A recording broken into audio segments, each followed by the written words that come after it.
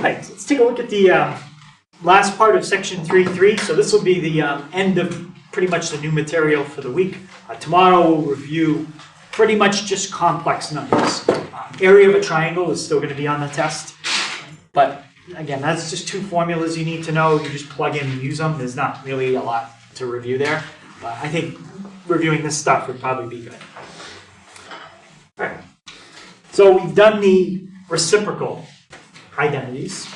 That's like the 1 divided by, like 1 divided by cotangent is tangent, and those ones. We've done the quotient identities, like sine divided by cosine is tangent. And the last group we're going to look at is the Pythagorean identities. So this last group makes up what we call the fundamental trig identities. So that means at this point you've learned all the basic ones. There's a lot more, right? There's hundreds more. Most of the time though, when you need an identity, like if you're taking calculus, they have it all on the book, like right on the inside back cover or something, and you just look it up. So besides the basic ones, the advanced ones, it can be hard to remember. So it's something you really just look up and use it when you need it. All right, so the first one is sine squared plus cosine squared equals 1. So it doesn't matter what angle you give me. You could think of any angle you want. If I take the sine of it and square it, and I take the cosine of it and square it, and I add it up, I will always get the number 1. So that's nice because anytime you've got a problem and you see all this stuff in it, sine squared plus cosine squared, you can cross it all out and just make it a 1. All right, any questions on that one? Now, the other two Pythagorean identities are really just based on this one. All right, so just leave that one in your notes. I'm going to write something on the board. Just watch this part. I'm going to divide everything by the same thing. Right? As long as I divide everything by the same number, or same thing, it's okay. And I'm going to get something new. Let's divide everything by sine squared. Again, I would just watch this part. You don't have to write this. And if you can tell me what all those are, that's going to be identity number 2. What's sine squared divided by itself? 1. Plus cosine squared over sine squared. Cotangent squared equals, now we know what 1 over sine is, but this is 1 over sine squared.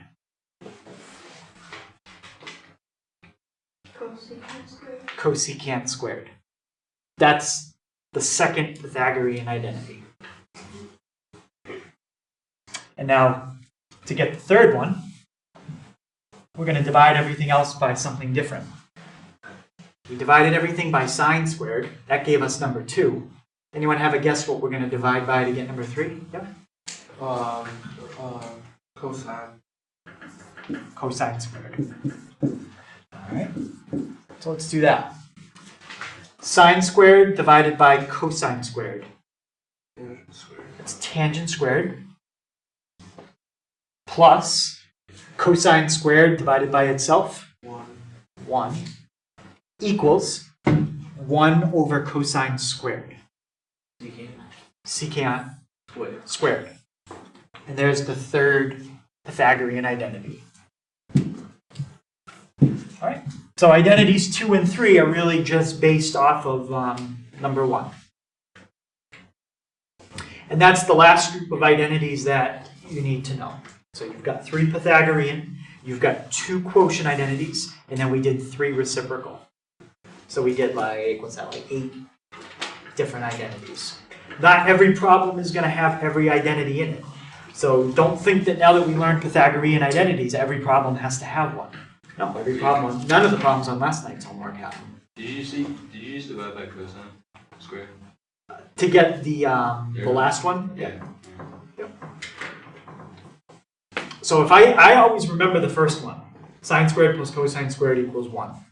So if I have to use one of the other ones or I'm taking a test, I can figure out what they are real quick just by dividing the first one all by sine squared or cosine squared. If I didn't have a reference sheet or something like that. All right, so you guys already did this in the homework last night, but I'm just explaining what verify means. So verify means you're going to be given a left-hand side and a right-hand side. You're going to be given both, just like in the homework. And the goal is to turn one side into the other, to make them equal.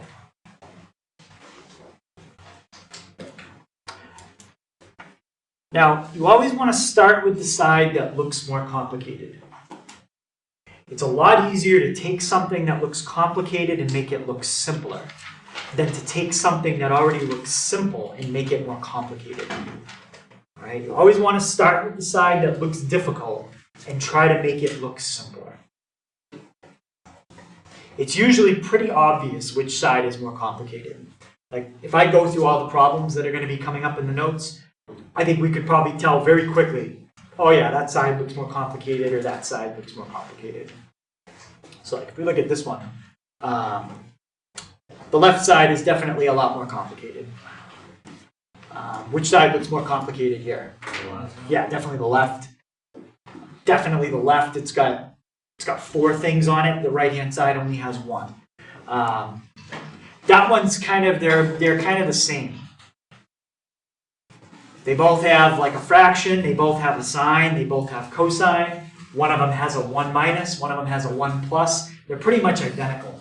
So there's really not a big difference in that one. But I would say all the other ones, it was pretty clear which side to start with.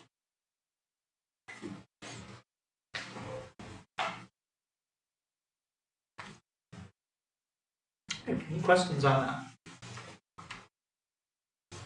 All right, so I want to take that first identity and I just want to show you something you can do with it. And it's actually something you can do with any of them that I just gave you. So we have sine squared plus cosine squared equals 1. I'm going to subtract. Wait, Mr. Yep. Can I get the last sentence of that thing? I'm going to subtract something from each side. I'm going to subtract, if I go back to it, I'm going to subtract cosine squared from each side. Minus cosine squared, minus cosine squared. Did I do the same thing on both sides? Yeah. Yep, then I'm okay. What happens on the left-hand side when I do that? It's just sine squared. It's just sine squared. This part disappears. What's on the right-hand side now? 1 minus cosine squared. That's not a new identity. That's just taking one that you already had and rearranging it. So you can do that. Right? You can take any of the basic Pythagorean identities and you can move something to the other side. I could have moved sine squared to the other side. And then it would have said cosine squared equals 1 minus sine squared. So it's just rearranging what you already have. Okay? I'm not going to write down every single variation you could have because you can rearrange them lots of different ways. But questions on that idea? All right, so that's going to come up, rearranging. So you have to recognize the identities not only written the way I gave them to you, but recognizing them maybe with something moved around a little bit. So in general, if you see an equation and it has a 1 in it, and it has some other trig functions that are squared, that's a hint that you might be using one of these. So you look for 1s, and you look for things that are squared. A couple things. Okay, so let's look at this one. It says verify. Okay, so now for the rest of the time, we're just going to practice like 5 or so examples. Which side looks more complicated? Yep. The left. So we're going to start with the side that looks complicated and try to simplify it. Don't try to take the right-hand side and make it more complicated. That's kind of confusing. All right. What could I do first on the left? Find a common denominator, change to sines and cosines, or multiply by the conjugate? Yeah. Any sines and cosines? Yeah, change the sines and cosines. You don't have to worry about a common denominator. There already is one. There's no fractions at all. So everything has a denominator of 1 right now. We might mess that up going through the problem, and then maybe we'll do common denominator later. But for now, that's not a good idea. So sines and cosines. So here's sine. What is cosecant? Over sine. 1 over sine minus cosine squared. And I'll just put equals sine squared. I'm never going to change the right-hand side. Okay, what can I do on the left? Cancel out the sine. Yep, because we're multiplying, I can cancel out the signs. And on the left-hand side, I have 1 minus cosine squared. Well, go back to what we just did. What is 1 minus cosine squared based on rearranging Pythagorean identity number 1? Yeah. Sine squared. It is sine squared. We proved that earlier. 1 minus cosine squared is sine squared. And that's exactly what you were supposed to get on the right-hand side. So sine squared equals sine squared. And the reason from this step to this step, that was Pythagorean identity number 1 rearranged. All right. So any question on that? Yeah. I have 2 questions. So if we end up with like any of those equations you told us, we're done basically? Like Yeah. Sine, Yeah. Basically all we did was substitution. We had this, but we proved earlier that what I just circled is the same as that. So all you have to do is substitute in what I underlined. Right there.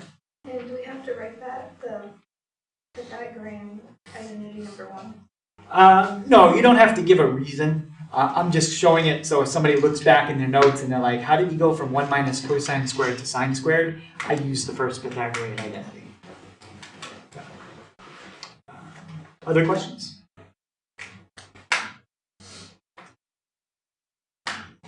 Okay, so that's a pretty straightforward one. Not too bad. It had a Pythagorean identity in it. It also had a reciprocal identity, but that was it. 2 identities and then something that canceled out, and you were done. Okay, let's look at this one. Okay, example 2. So it says verify. Joe, which side looks more complicated here? Left. Yeah, left is definitely more complicated. So go through the 3 tricks in your head. Change the sines and cosines, common denominator, or conjugate. Only one of those will actually make any sense here. Yep. Sine, cosine. Yep, let's change everything to sines and cosines. That stays the same. How about cotangent? Cosine over sine. That one's cosine over sine.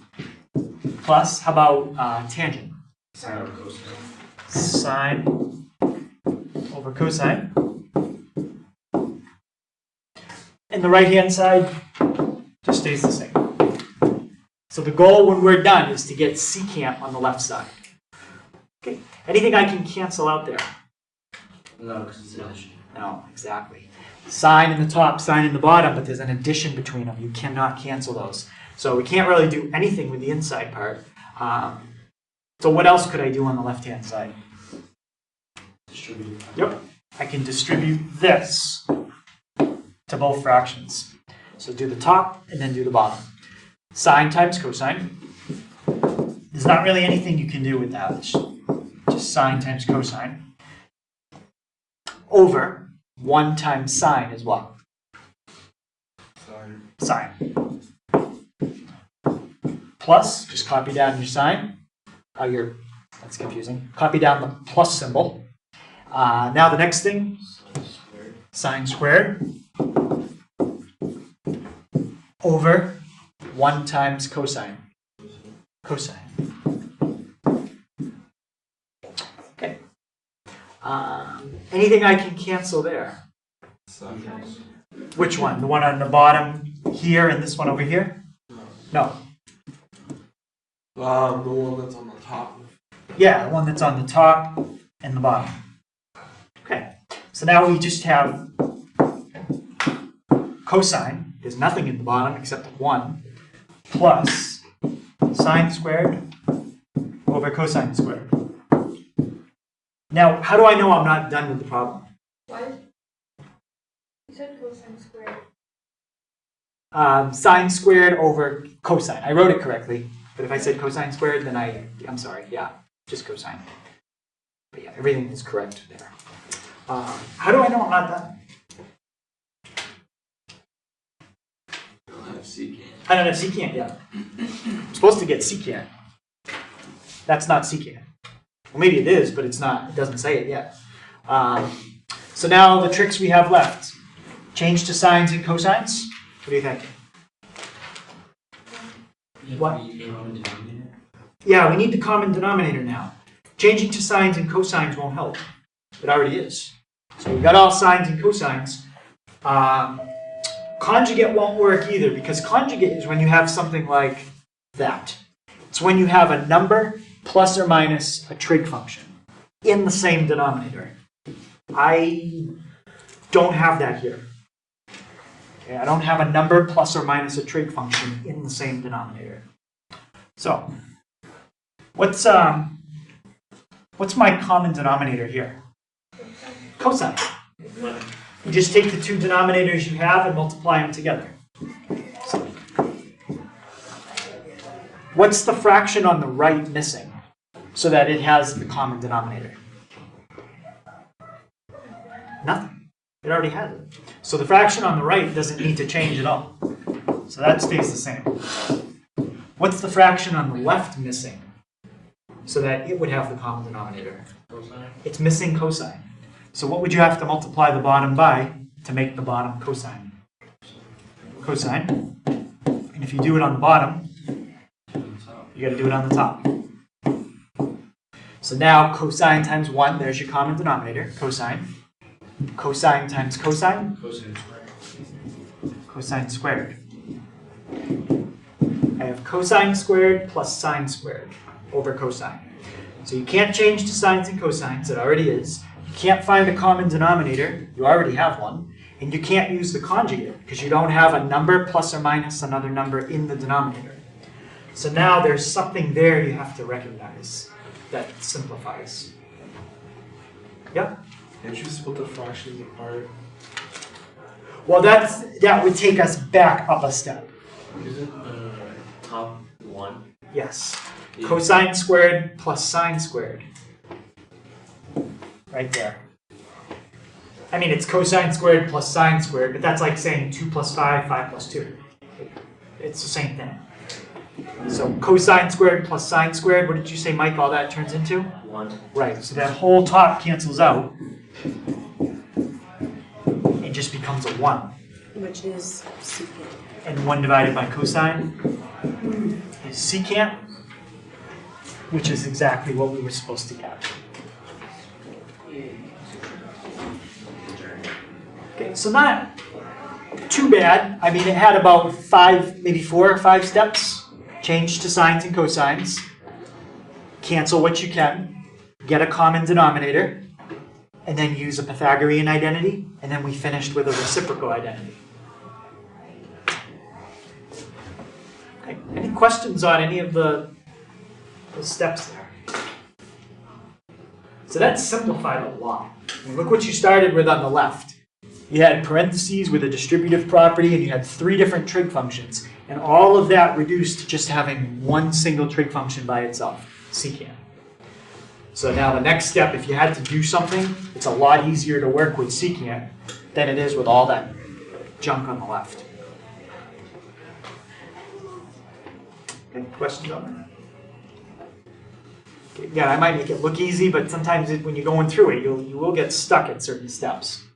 So it's pretty normal. All right, so somehow everything on the left there is going to cancel out. It's all going to disappear and turn into 1. Okay, which side more complicated here? Left. Yeah, definitely the left.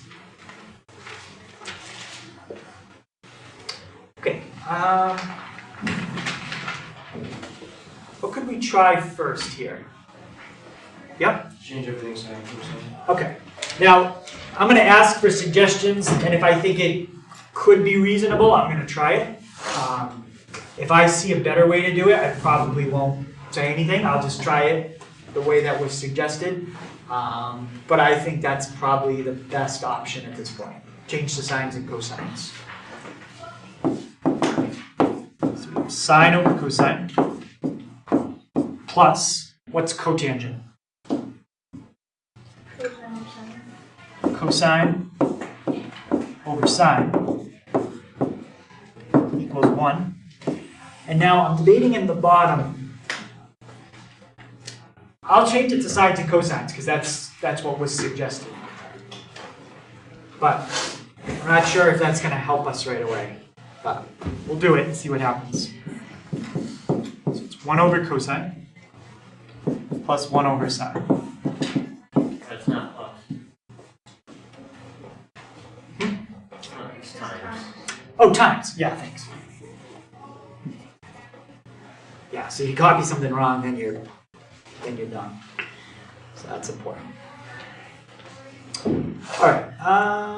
What I would do is ask you how to do it. You think we should focus on working with the top or the bottom? The top. I would work with the top.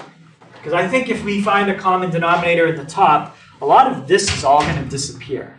And then maybe we can come back to the bottom and see what's going on there. So what could we do in the top? And we actually did this in the last problem. Multiply by the reciprocal. Right. Well, we're just looking at the top. So forget about the bottom. We're just going to copy the bottom over. We're not going to do anything with it in this step.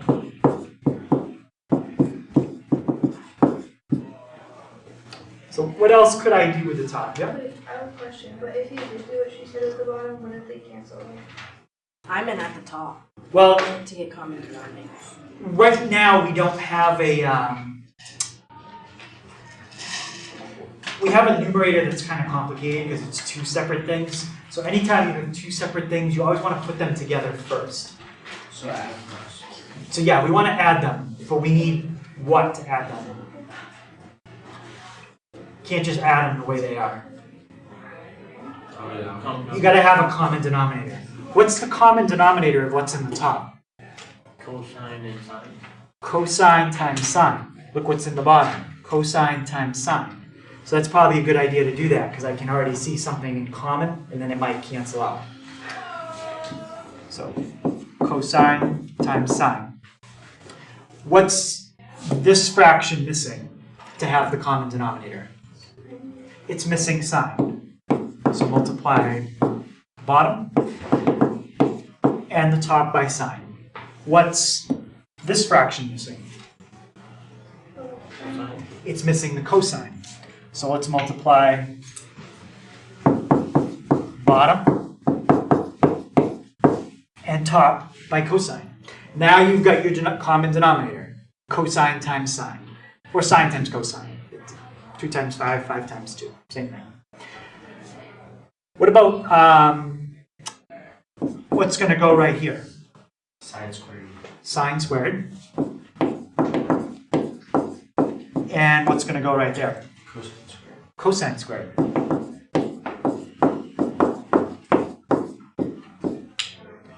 Now,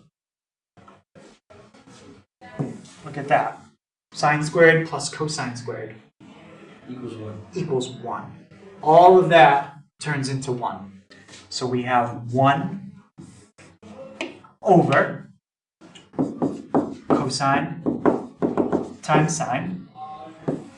And then what's in the bottom?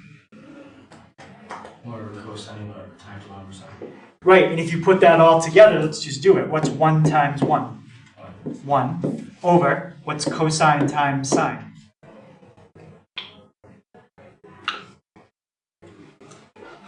Is that just cosine times sine. It's just cosine times sine. You can't do anything with it. Now look at that big fraction. Look at the top and look at the bottom. They're the same. So when you divide two things that are the same, what do you get? 1. Or you could say, well, if you divided these two fractions, you'd multiply by the reciprocals, and then these would cancel out. It's the same thing. So you get 1. So that one actually, it didn't end up being as bad as I thought. Once you change to sines and cosines, and then find a common denominator in the top, you got sine squared plus cosine squared, and that was the whole key. So I guess changing the bottom to sines and cosines, that was helpful. I wasn't sure it would be. Okay. Any questions on that one? Steps we did there. Okay. You don't have to keep copying the right-hand side the whole time. I mean, I know the right-hand side is 1, so I just keep working with the left until I get a 1, and then I'm done.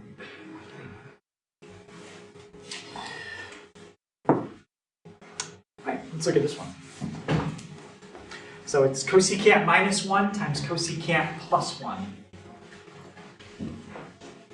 What are those two things on the left called? They're almost the same, but they're a little different, and there's a name for them.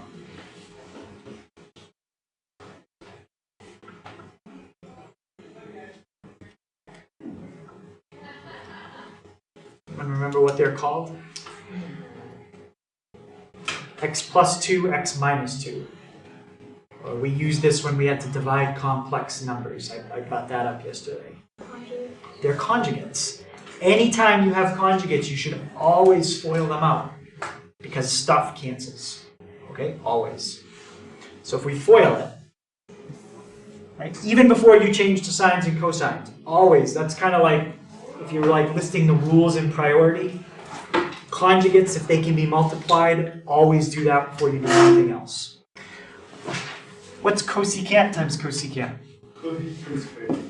Cosecant squared.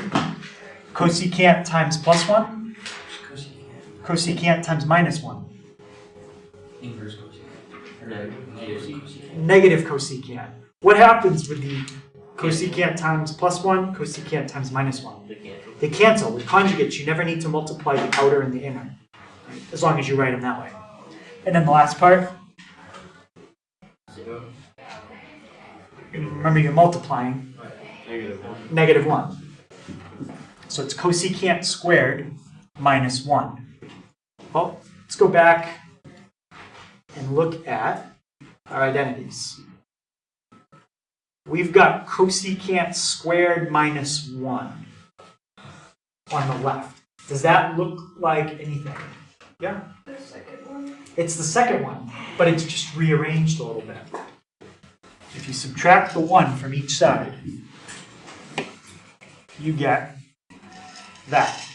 Cosecant squared minus 1 is equal to what, according to the Pythagorean identity?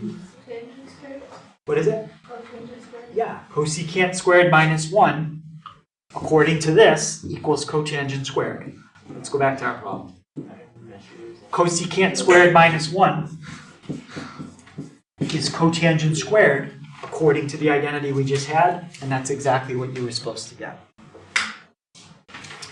So that was pretty much a two-step.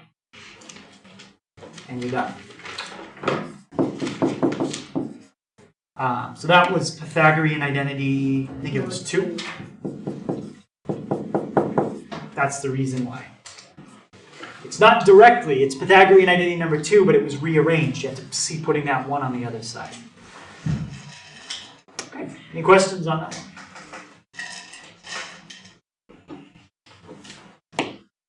All right, and let's look at this one.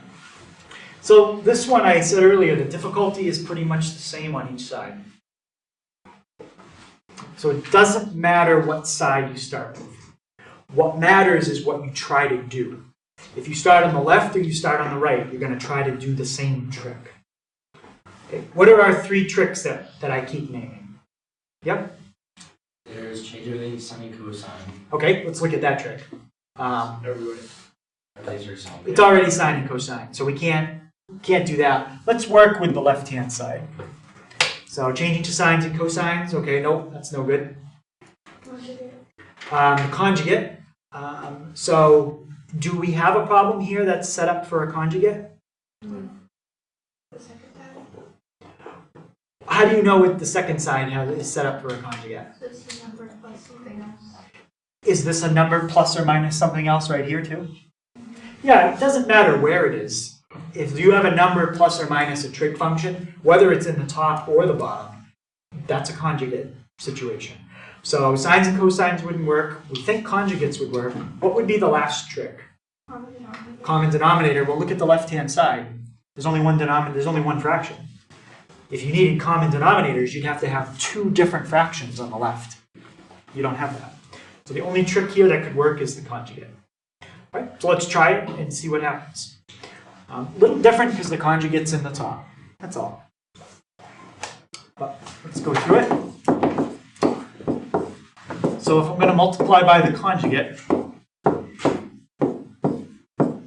what's the conjugate? 1 plus sine. 1 plus sine. Okay, so I'm not even looking at the right-hand side. I'm just looking at the numerator on the left.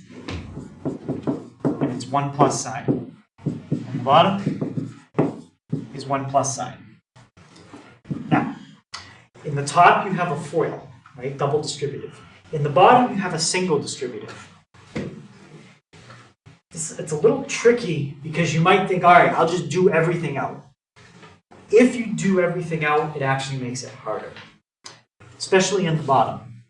I'm going to leave the bottom exactly the way it is because I already know what's going to happen in the top.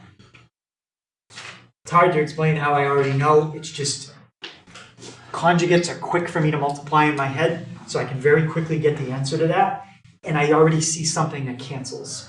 If I multiply this out in the bottom, it's going to make it harder to see what cancels. All right? So anytime you have conjugates, just multiply the conjugates first, leave everything else alone, and just see what happens. So just copy this down. And maybe something there will cancel and disappear, and I won't even have to worry about that distributive property. So let's check. All right. 1 times 1 gives me 1. 1 times positive sine, 1 times negative sine. Cancels, that's gone. Negative sine times positive sine.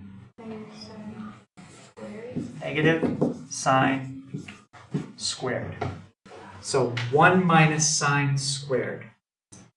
Does that look like anything here? 1 minus sine squared. It's the top one. What would you have to do to make the top one look like that, though? Minus cosine. You want to minus something, but not the cosine. You would minus the 1 over, bring it over. Oh, you would minus the sine, actually. Minus the sine squared, yeah. If you minus that, that's gone. And then it ends up over here. So now it says 1 minus sine squared equals what? What? Cosine squared. Cosine squared. 1 minus sine squared equals cosine squared. So let's go back.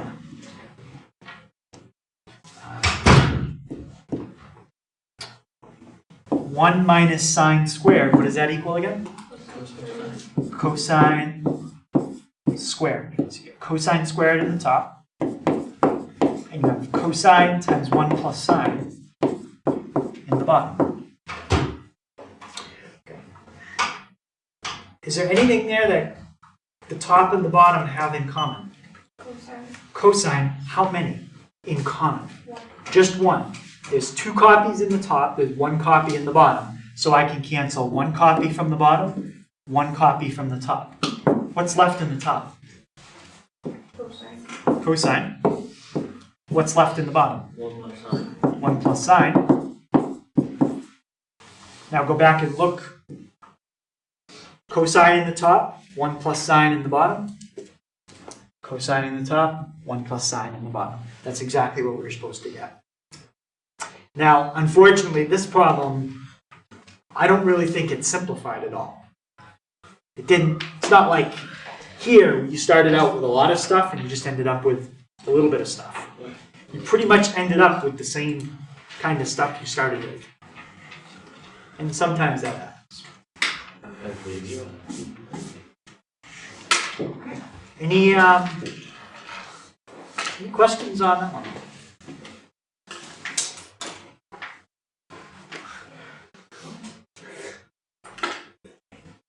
All right. There's one more thing I wanted to show you because it comes up in. I don't know if it's going to come up in the homework, but it definitely comes up tomorrow. Let's say you had something like this. Cosine squared over sine. I think something like this comes up tomorrow. What does cosine squared mean? Like, how would you have gotten cosine squared? You would have had a cosine times a cosine. Cosine times a cosine, and that's divided by what? Sine. Now, when you have like 3 times 4 divided by 5, that's the same as that. You can put the divide by 5 anywhere you want. You could do it like this. Alright, so you can put the division over one number, the other number, or both, because it's multiplication in the top. If it was addition in the top, that's totally different. Addition kind of and subtraction, you mess everything up. Multiplication, it's fine. So what I'm going to do is, instead of putting it all over sine, I'm just going to put the first one over sine. And look what just happened. What's cosine divided by sine? Cotangent. Times, and what's left? Cosine. So it's just a little trick that a lot of people get to this point in the problem and they get stuck. They're like, how can cosine squared divided by sine come out to cotangent times cosine? Well, that's how. Just write out cosine squared and then just put one of them under sine, because you're allowed to do that. Pretty much anything you're allowed to do with numbers, you can do with trig identities. I'm not sure that trick comes up tonight, but it's going to definitely come up tomorrow. Good. Any questions on that? All right. So now, on the homework, some of the problems are easier than what we did in class because they tell you what to do. They give you a problem, and they say multiply by the conjugate. And that's all you have to do. You don't even have to finish solving it. Is that how the test is going to be? No, the test is going to be like our problems in class. Come on, Mr. Hager. Yeah, I know. But some of the problems, I think in 9 through 14, they tell you what you need to do. You don't even have to finish solving it. My suggestion would be, I would do what they tell you to do, and then I would finish solving it just like we did in class today. Yeah. Because that's how the test is going to be. Yeah, I guess. And then 19 through 27, those are ones just like we did in class. And you can skip 21. What? I think it's an identity that's called an even-odd identity, and it's not one that we've gone over.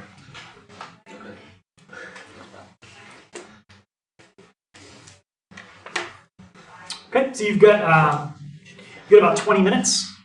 Okay, so please use the time to try to get started, especially if you get stuck, then you can ask me and I can kind of lead you in the right direction. Don't forget, I'll be after school tomorrow if anybody needs to make up a test. Otherwise, progress reports close on Friday.